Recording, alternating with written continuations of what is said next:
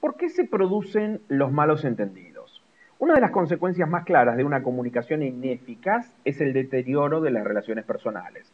Acuérdense, mal manejo de recursos y pérdida de tiempos y deterioro en las relaciones personales, que yo creo que es, como bien dijimos acá, una de las principales consecuencias de una mala comunicación. Ahora, cuando hay malentendidos a causa de una comunicación pobre, la típica reacción del emisor es culpar al receptor por no haber escuchado, por no haber formulado ninguna pregunta, por ser estúpido, por no pensar.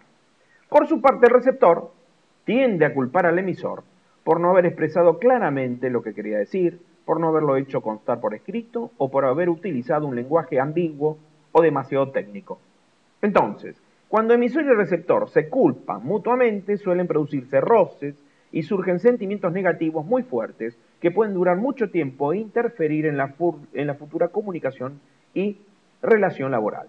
Entonces, tenemos que resolver, tendríamos que evitar que se produzcan estos malos entendidos, pero tenemos que entender cómo se producen, por qué se producen y quién es el responsable de estos malos entendidos, para que una vez que tengamos claro eso, podamos echarle una solución concreta. Y ahora se la vamos a dar.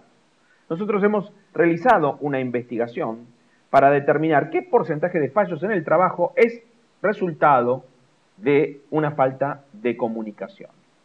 Las respuestas indican claramente que el 75% de las veces que se cometieron errores se deben a una falta de comprensión de las órdenes o instrucciones por parte del receptor. Entonces, si el 75% de los malos entendidos se produce porque el receptor no logró comprender, ¿de quién es la culpa? Todo el mundo en estos momentos debe estar contestando lo que yo me imagino. Todo el mundo dice del emisor, pero en la práctica no reconocen que cuando ustedes dan una instrucción, los que se equivocan son ustedes y los que tienen que buscar la forma de mejorar son ustedes, sino siempre le echan la culpa al receptor. Es un tonto, no entiende, se lo dije, pero nunca verificamos la comprensión del mensaje. Ahí está la falencia. El 75% de las veces que se producen errores en la comunicación es por una falta de comprensión de las órdenes o instrucciones por parte del receptor. Y el que tendría que haber verificado la comprensión es el emisor. Por lo tanto, el 100% de la culpa de no haber comprendido el mensaje es del emisor. Ustedes estarán pensando, ¿y el otro 25% por qué es? Esto es interesante porque a veces la comprensión de la orden, de la instrucción, no se comprende bien. Estamos hablando que un 75% se debe a una comunicación, no el 100%. Porque muchas veces decimos, mirá, Juan Carlos, yo le di la instrucción, se la expliqué, verifiqué la comprensión y después no lo hizo como yo le dije. ¿Estamos de acuerdo? Y la comunicación le dice, bien, verifiqué la comprensión. Un 25% puede ser otras razones como, por ejemplo, la apatía, la carencia de motivación, el olvido o la incapacidad para realizar la labor encomendada. Tendríamos que analizar cuál es el problema y darle una solución. Pero al 75%, que es un porcentaje altísimo, se debe a una mala comunicación. Y esa mala comunicación está expresada en que el 75% no comprendió la orden o la instrucción. El receptor no la comprendió. ¿Quién es el culpable entonces? 100% de la culpa y la responsabilidad es del emisor. Cuando se produce un malentendido, el emisor debería preguntarse, ¿en qué he fallado? Si cada emisor adoptase esta filosofía, la transmisión de ideas y de instrucciones mejoraría en forma sensible. No habría el 75% de malos entendidos normales que hay permanentemente en su lugar de trabajo. Asimismo, los receptores tendrían una actitud mucho más positiva hacia los emisores si ellos reconocen su error, porque de esta forma dirían, él lo reconoce, no me está echando la culpa a mí. Entonces estaría mucho más predispuesto a buscar una solución, a comprender el mensaje. Para que ustedes vean cómo recae 100% la culpa del emisor, vamos a ver algunos casos donde nosotros solimos echarle la culpa al receptor y en realidad los responsables somos nosotros. Le di una instrucción a José y no escuchó. En realidad nosotros no conseguimos captar el interés de José y el problema es nuestro. José no lo leyó. Nosotros utilizamos un método equivocado para comunicarnos con José. José estaba distraído. Nosotros escogimos el momento equivocado para darle la instrucción. José no podía oír. Nosotros elegimos el lugar equivocado. José no hizo ninguna pregunta, pese a no entender el mensaje.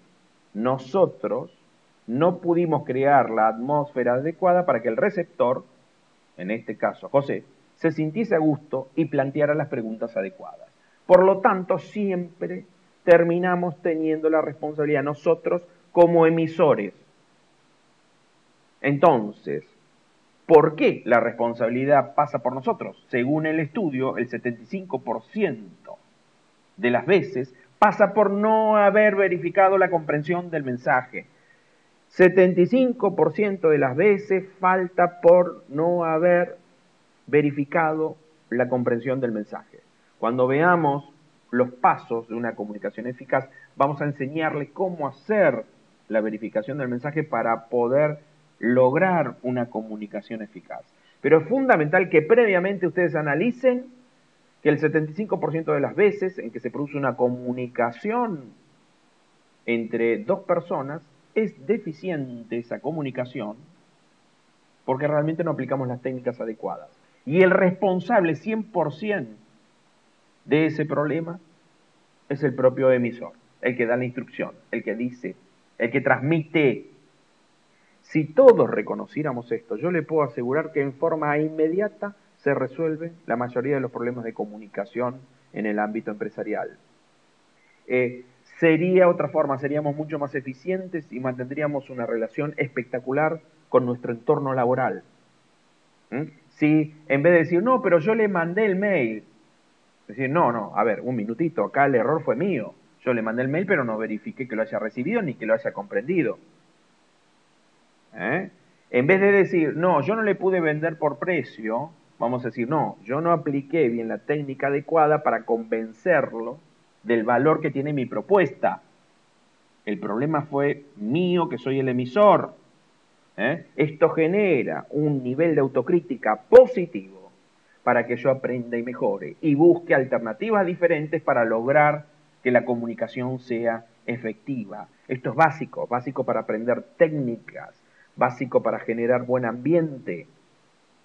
Yo le mandé el fax, supuestamente lo tendría que haber leído, te comunicaste mal, no verificaste que lo haya recibido y no verificaste la comprensión del mensaje.